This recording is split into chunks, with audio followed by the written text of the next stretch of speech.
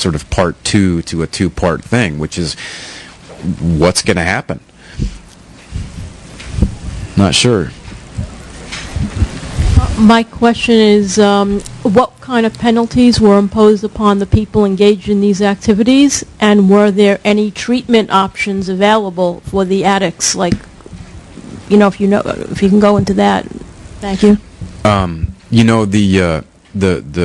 The prosecutor who the book follows has long been a big advocate of drug courts. I don't know if you have them out here, but essentially it says that, the reality is that in the state of Iowa, if you, let's just say that, you're caught manufacturing meth with the intent to distribute, then there's a 99.9% chance that you will never go to trial. You will take a plea bargain, because when there's not money to do things like keep the roads in good repair and even potentially keep the street lights on at night, there's no money to try people. Trials are expensive.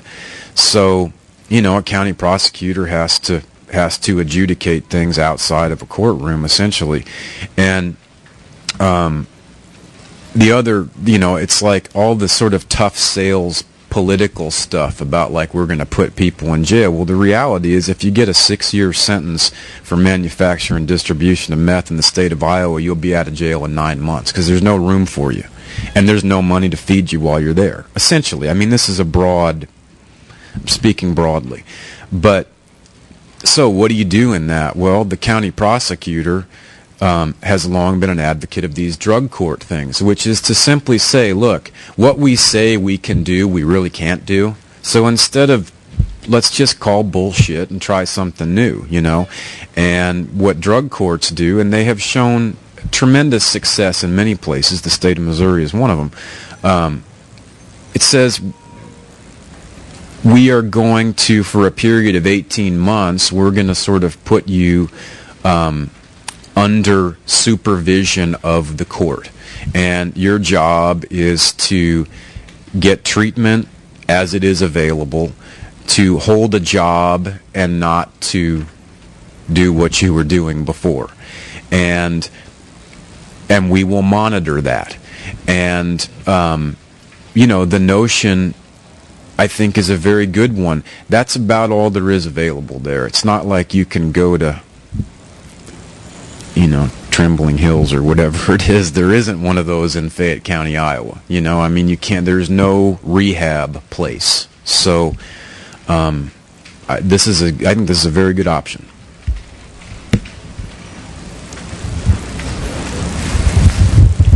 How long did it take before like a collective intervention was necessary? When did the bubble bust and the dream blew away? Which dream was that? In this town. The euphoria, the economic gain. When did the horror stories begin after the inception of the drugs? I think, kind of 02, 03 is sort of was kind of the bottom, I think. And so if you sort of begin the timeline in 79 or 80 with the farm crisis, and then and the ensuing loss of the railroad and the meat packing plant, which happened in the next 10 years, then I think this particular part of it sort of came to roost by about 2000, 2002. So it didn't take very long. All right, I think we're going to take maybe one more, and then I'll preemptively invite everyone who wants to ask Nick other questions to do it, but you have to buy a book. You have to, right, and it has to be a one-part question. You get a question. You buy 2 books, you get 2 questions. Let me make this a quick one and a tough one, and see if he can think on his feet. I'm just thinking that undoubtedly you must have found yourself thinking about the points of connection between socioeconomic class and opportunity and addiction and choices. And I say this because my premise is distinct from what you've said about meth.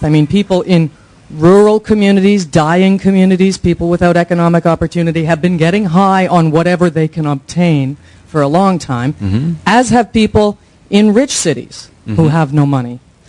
And I'm thinking you must have thought from time to time, there but for the grace of God, what is different about me? Why did I not succumb to some temptation to feel, to feel satiated or blissful or whatever it is? Did you find yourself thinking about those things, about the very nature of addiction and opportunity and why we live the lives we do?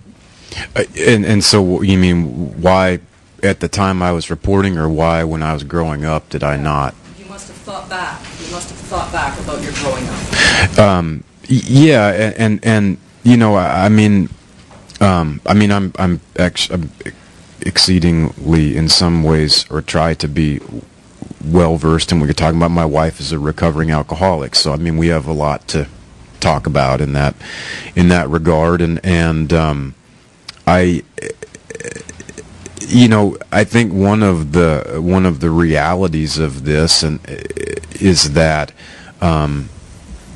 where I grew up outside of St. Louis is an area that can absorb the associated cost of this better than a small town can, because there's simply more money around to a certain extent. In terms of me individually, I don't know. I mean, I think it's impossible not to think, how did this not happen? I don't really have an answer for you, except that, some of the cliches that I think, take to be truisms about,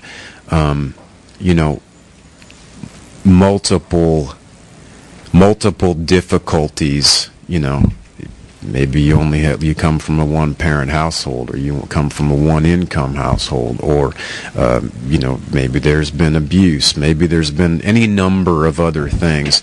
None of that stuff happened to me personally, and I mean, I don't know. I guess I'm not quite sure where I'm headed with that. I mean, but I didn't. I guess I didn't dwell on it too much. All right. Well, I'd like to thank you all for coming out, and I thank Nick Reding for being so generous with his time. Thank you very much.